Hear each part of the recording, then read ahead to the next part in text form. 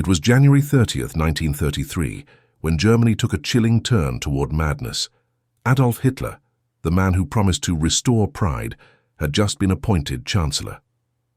That day changed not just Germany, but the conscience of the entire world. Within years, science, medicine, and morality would fuse into a machine of horror.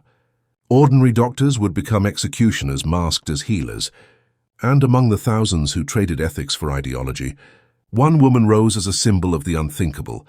Her name was Dr. Herta Oberheuser, and her story is darker than fiction. Before we begin, this story contains real events documented in war crime trials. It's disturbing, it's unsettling, but it's history. And if history matters to you, if truth should never be silenced, then stop scrolling. Subscribe right now to Fleek of History, tap that bell icon, and join us in uncovering the pieces of the past they'd rather you forget. Because tonight, we dive into the legacy of a doctor who betrayed her oath and became one of the most terrifying figures in Nazi medicine. Born into peace, destined for horror, Herta Oberheuser entered the world on May 15, 1911, in Cologne, Germany, the daughter of an engineer. Her childhood, by all accounts, was ordinary. Friends described her as disciplined, diligent, and serious. There was no sign, no shadow of what was to come. She excelled in school and dreamed of becoming a doctor, an almost radical choice for a woman in her time. After graduating high school in 1931, she studied medicine at the universities of Bonn and Düsseldorf. Her family wasn't wealthy, so she tutored students and worked part-time in clinics to pay tuition. That dedication could have made her a pioneer for women in medicine. But in the new Germany rising under Hitler's rule, success was no longer measured by skill. It was measured by loyalty to the regime. Germany's new ideal, racial hygiene. By the early 1930s, Germany was drowning in propaganda. Hitler's government wasn't just reshaping politics, it was rewriting biology. The new science of racial hygiene declared that only the strong and pure deserved to live, the Aryan race above all others. For doctors, this was dangerous power. Medical schools taught that helping the weak was wasteful, that disease and disability were threats to national strength. Healers became moral gatekeepers, deciding who was fit to live. When the Nazi youth movement swept through Germany's streets, Oberheuser found her place in it. She joined the League of German Girls, Bund Deutscher Mädel, where young women were taught that their highest duty was to the Führer and the future of the Aryan race. By 1937, she was officially a member of the Nazi Party. Her rise had begun, not through compassion, but through allegiance. The path to darkness. After completing her doctorate, Oberheuser specialized in dermatology and worked at the Düsseldorf Dermatological Clinic. Colleagues described her as talented but cold, methodical, unemotional, and highly ambitious. When her father fell ill and her family faced financial strain, she looked for better-paying work. That's when an opportunity appeared, one that would change her life and damn her legacy forever. An SS medical publication advertised a position for a female doctor in what was described as a women's retraining camp near Berlin. The salary was good. The prestige was high. She applied immediately, and in December 1940, Dr. Herta Oberheuser arrived at Ravensbrück, the largest women's concentration camp in the Nazi Empire. Ravensbrück, the camp of broken women. Ravensbrück wasn't like the infamous Auschwitz gas chambers. Its horror was quieter, slower, a torture of starvation, disease, and despair. Over 130,000 women passed through its gates from 1939 to 1945. They came from Poland, Russia, France, Czechoslovakia, and countless other nations. Jews, Roma, political prisoners, anyone the regime considered undesirable.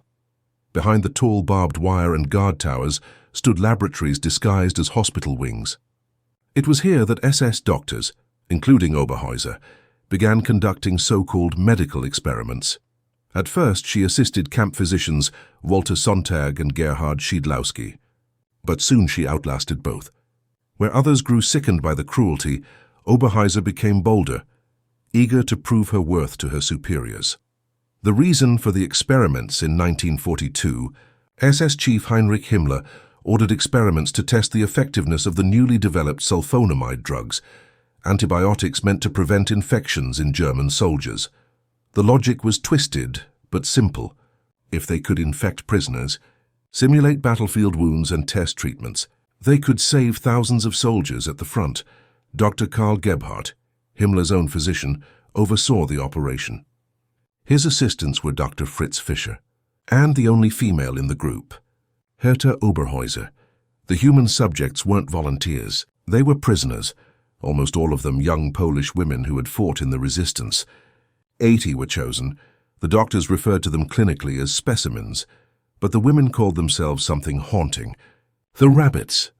Into the laboratory of pain each experiment began with forced surgery. Oberheuser or her colleagues would slice through flesh, insert splinters of glass or wood, and crush the bones with hammers to simulate severe battlefield fractures. The wounds would then be infected with bacteria, gangrene, tetanus, streptococcus, and left untreated to spread. Sulfur drugs were tested on some. Others were deliberately denied treatment to create a control group. No anesthesia, no mercy, no humanity. One survivor said she could hear her leg bones cracking as the hammer fell, and the doctors stood calmly taking notes. Afterward, Oberheuser would stitch the wounds closed, while the women screamed. She believed she was part of a scientific breakthrough, that the suffering beneath her knife was justified by German victory. They. Testimonies, voices of the Ravensbrück rabbits, Władysława Karolewska, arrested for her role in the Polish resistance, became one of those victims. She remembered collapsing in agony after receiving an injection that made her violently ill before surgery. When she awoke, her leg was swollen, wrapped in a cast, and infected. The pain was so severe she prayed for death. For 9 months pus oozed from her wound. She endured 3 operations, each one worse than before. She never forgot Oberheuser's face, an indifferent mask behind blood-stained gloves. Another prisoner, Stefania Wotocka, remembered begging for a sip of water after surgery. Oberheuser refused. When she finally relented, she mixed the water with vinegar. Painkillers were forbidden. Wotocka said the guards joked that the patients hopped like rabbits when forced to walk on shattered bones. Every movement was torture, every breath a reminder that the world had forgotten them. Beyond the experiments, pure sadism, but Oberheuser's cruelty did not stop with experiments. Witnesses testified she regularly executed wounded prisoners by injecting phenol or gasoline directly into their hearts. She called these mercy deaths. In truth, they were slow, conscious killings. She also performed forced abortions on women, some 7 or 8 months pregnant, claiming it was to prevent breeding enemies of the Reich. When pregnancies occurred despite her beatings and injections, newborns were killed minutes after birth. A German civilian later described visiting Oberheuser after the war, asking about a loved one's death at Ravensbrück. Oberheuser struck her across the face and shouted, "She was a useless eater. We don't need such people in Germany." Nothing about her was humane, not even after the war. Liberation and the reckoning. By late April 1945, the Red Army closed in. The SS torched documents and fled, leaving behind tens of thousands of starving, dying women. When Soviet soldiers entered Ravensbrück, only around 3,500 prisoners were left alive among the corpses. The truth slowly surfaced through survivor diaries, hidden photographs, and the shattered women who refused to stay silent. Dr. Herta Oberheuser was captured by Allied forces that same year. The Nuremberg doctor's trial at Nuremberg, she faced justice, the only female defendant among 23 accused physicians. The courtroom was packed. Former victims sat just feet from the woman who had tormented them. Prosecutors presented shocking evidence, medical records, witnesses, and autopsy reports. The judges heard how she had refused water to victims, how she had laughed as she injected fatal chemicals into their veins. When asked if she knew her patients suffered, she replied calmly, "I don't believe they suffered much. They never complained." Oberheuser claimed she was helping them, that she was only following orders given by men above her. She even smiled at survivors as if daring them to contradict her, but they did, as again and again, with tears and trembling voices. One victim described how she begged Oberheuser to stop during surgery. Instead, the doctor tightened her grip and continued cutting, saying, "You must be strong for Germany." The verdict, history speaks, on August 20th, 1947. Judge Beals read the verdict. Guilty of war crimes and crimes against humanity, Herta Oberheuser was sentenced to 20 years in prison. But that justice didn't last. In 1951, her sentence was reduced to 10 years. By 1952, less than 5 years after Nuremberg, she was free. And shockingly, she resumed medical practice, opening a clinic in northern Germany. Patients came to her unaware of her past, unaware they were being treated by a woman guilty of the most inhuman acts recorded in modern medicine. That changed when a Ravensbrück survivor recognized her face in 1958. The outrage that followed was explosive. News outlets printed her photo. Protests erupted outside her office. The Minister of the Interior revoked her medical license. She appealed twice and lost. Her career was over, her name forever cursed by history. She lived quietly until her death in 1978, at age 66, unrepentant to her last breath. The price of silence. For decades after the war, many people preferred not to speak of Ravensbrück. But the surviving rabbits refused silence. They testified, wrote memoirs and marched even on crutches to make sure the world never forgot what medical progress looked like inside a Nazi camp.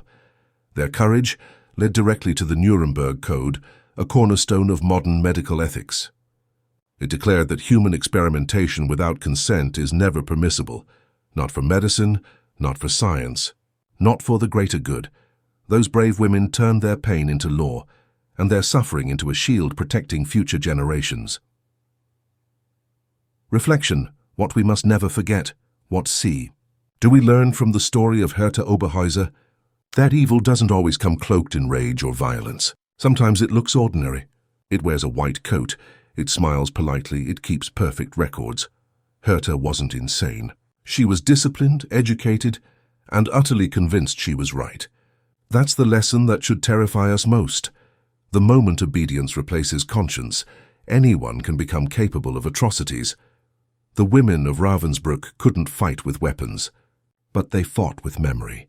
Their stories survive as our moral compass, reminders that healing without humanity becomes horror. That silence allows evil to thrive. Outro. Never look away. If you made it this far, you already know why we tell stories like this. Because forgetting breeds repetition. Because memory is justice. You believe these stories must live on. If you want to stand with the voices that history tried to erase, subscribe. To Fleek of History now, hit that bell so you never miss the truth, and share this video, because one share may help one more person. Understand how fragile morality can be when ideology takes control. The victims of Ravensbrück are gone, but their courage remains. And as long as we keep telling their stories, evil never wins.